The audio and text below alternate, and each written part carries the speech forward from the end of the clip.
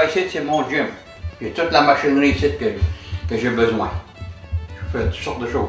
Ça ici, c'est une planche qui bascule, une chaise qui bascule. Tu te serres les pieds là-dedans, puis ça va à 190 degrés. Premièrement, mes grands-parents restaient à Salem, Mass.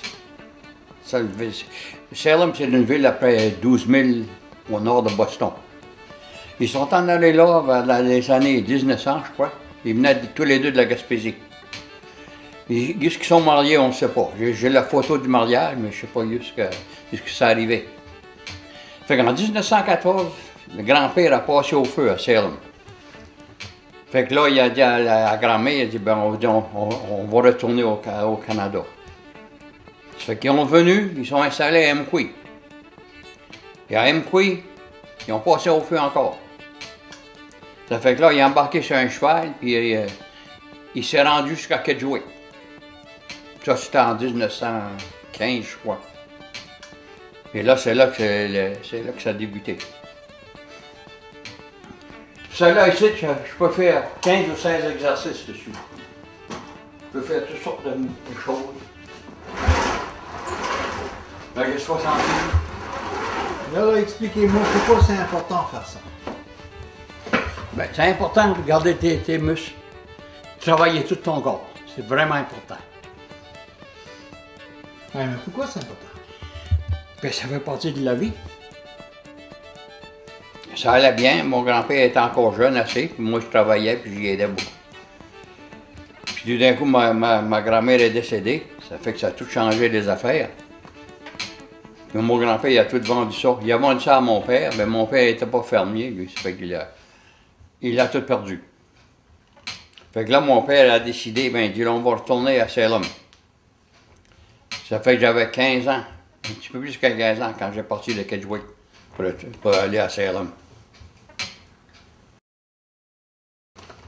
Puis quand j'ai eu 17 ans et demi, ben, je me suis décidé de m'enrôler dans les Marines.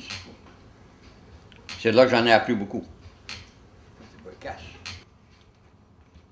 En février 1945, on a attaqué l'île de Iwo Jima. C'est là que ça a été vraiment un baptême de feu.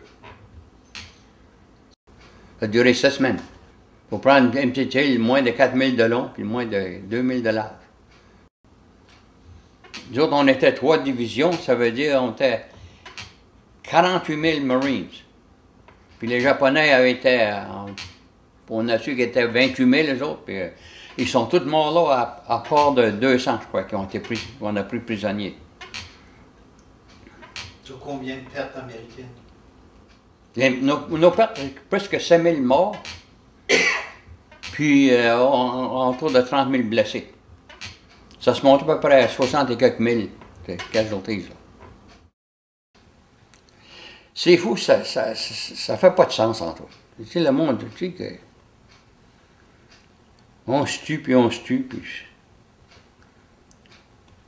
Il y a des hommes qui sont blessés pour leur vie.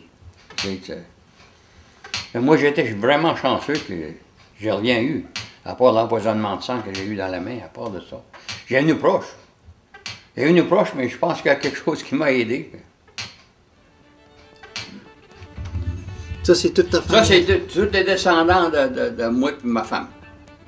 Tous des descendants. Puis il en manque. Je pense qu'on était 60, quelque chose. Mais quand j'ai parti de Kedgewick, premièrement, ça me faisait de la peine. Moi, jamais, malgré les temps étaient durs dans ces temps-là, jamais Kedgewick pareil. Puis j'ai toujours dit dans ma vie, j'ai dit qu'un jour je vais revenir à Kedgewick. Ça m'a pris 30 ans. J'avais venu ici en été de 1971, donc 1970. Puis Fraser commençait à, tu sais, le gros moulin commençait à être construit, tout. Puis j'ai contacté la compagnie Fraser, puis ils m'ont dit, ben, si tu veux revenir à Kedgewick, on va te donner de l'ouvrage tout de suite.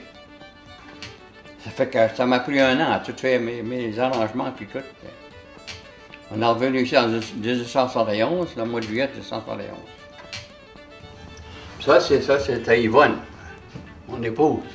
Ça, ici, ben, c'est quand j'ai fait les 5 générations qui ont arrivé. Ça fait 6-7 mois de ça, je crois. Ça, c'est moi, puis ça, c'était Linda. Ta fille Linda. Ma fille Linda. Ça, c'est la fille à Linda, Lauren. David, c'est le fils à Lauren.